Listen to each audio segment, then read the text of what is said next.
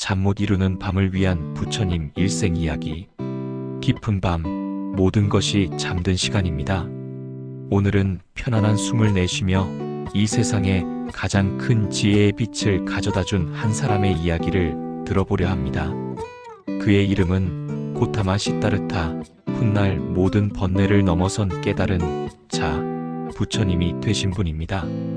편안하게 몸을 눕히고 숨을 고르세요.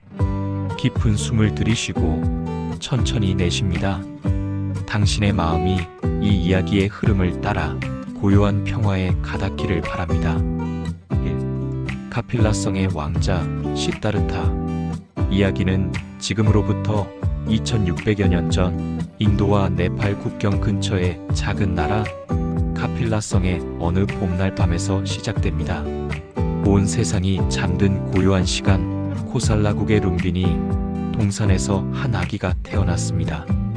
그의 이름은 시다르타, 모든 소원을 성취한 자라는 뜻이었죠. 왕은 현자들을 불러 아기의 미래를 물었습니다. 현자들은 놀라운 예언을 내놓았습니다. 이 아이는 세상의 모든 것을 가질 위대한 왕이 되거나 아니면 모든 것을 버리고 깨달음을 얻는 위대한 성자가 될 것입니다. 왕은 아들이 위대한 왕이 되기를 바랐습니다. 그래서 아들이 세상의 고통을 알게 될까 두려워했습니다. 늙음, 병들, 죽음 같은 슬픔의 그림자가 단 한순간도 시다르타의 마음에 들이우지 않도록 철저히 보호했습니다. 성벽은 높았고 정원은 아름다웠습니다. 수많은 시녀들이 왕자를 즐겁게 해주었고 진귀한 보석과 비단으로 만든 옷을 입었습니다. 시다르타는 아무것도 부족함 없는 삶을 살았습니다. 그는 아름다운 부인 야쇼다라와 결혼하여 사랑스러운 아들 라훌라를 얻었습니다. 모든 사람이 부러워하는 완벽한 행복이었죠. 하지만 시다르타의 마음속에는 왠지 모를 공허함이 남아 있었습니다. 이 화려한 삶이 영원할 것인가? 이 즐거움 뒤에 숨겨진 진실은 무엇인가? 조용한 의문이 그의 마음을 잠식하기 시작했습니다. 2. 네 가지 만남, 그리고 위대한 출가. 어느 날 왕자는 궁금증을 참지 못하고 성 밖의 세상을 둘러보겠다고 결심합니다. 신하들은 왕자가 불행을 보지 않도록 아름답고 건강한 사람들로 길을 꾸몄지만 운명은 다른 길을 보여주었습니다. 시다르타는 마차를 타고 가다 처음으로 허리가 굽고 주름진 늙은이를 만났습니다. 저것은 무엇인가? 왕자님, 모든 사람은 저렇게 늙어가는 것이 세상의 이치입니다. 그 다음 시다르타는 고통에 신음하는 병든 사람을 보았습니다. 세상에는 저렇게 아픈 사람도 있는가? 네, 왕자님. 누구나 병들 수 있습니다. 그리고 길가에 누워있는 죽은 사람을 보았습니다. 저 사람은 왜 움직이지 않는가? 왕자님, 저것은 죽음입니다. 모든 생명은 결국 죽게 됩니다. 시다르타는 깊은 충격에 빠졌습니다. 자신이 누리던 행복이 모두 덧없는 것임을 깨달았습니다. 마지막으로 그는 깊은 평화가 깃든 표정을 한 수행자를 보았습니다. 수행자는 고통에 얽매이지 않고 진리를 찾는 모습이었습니다. 시다르타의 마음은 흔들렸습니다. 세상의 모든 아름다움이 결국 늙고 병들고 죽는다는 사실 앞에서 그는 더 이상 화려한 궁궐 생활을 이어갈 수 없었습니다. 그날 밤 그는 깊이 잠든 아내와 아들을 조용히 바라보았습니다. 사랑과 이별의 고통을 알면서도 모든 존재를 위한 진정한 행복을 찾기 위해 궁궐을 떠나기로 결심했습니다. 모든 것을 버리는 위대한 출가, 그것이 그가 택한 길이었습니다. 그는 머리를 깎고 왕자의 옷을 벗어던졌습니다. 3. 고행과 깨달음의 길. 시다르타는 6년 동안 숲과 들을 헤매며 당시의 가장 엄격한 수행법들을 따랐습니다. 굶주림과 추위 속에서 몸을 혹독하게 괴롭혔습니다. 숨을 참기도 하고 하루에 곡식 한 톨만 먹기도 했습니다. 그의 몸은 앙상한 가지만 남았고 죽음의 문턱까지 갔습니다. 하지만 그는 깨달았습니다. 고행이 깨달음을 가져다 주지는 않는다는 것을.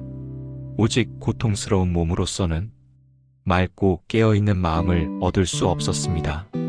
그래서 그는 목욕을 하고 시녀가 올린 우유죽을 받아 마셨습니다. 몸을 괴롭히지도 쾌락에 빠지지도 않는 중도의 길을 깨달은 것입니다. 시타르타는 가야의 강가에 있는 보리수나무 아래 앉아 깊은 명상에 들어갔습니다. 나는 진리를 깨닫기 전에는 이 자리에서 일어나지 않으리라. 그의 깊은 명상은 악마 마라의 방해를 받았습니다. 마라는 온갖 유혹과 공포로 그를 흔들었습니다.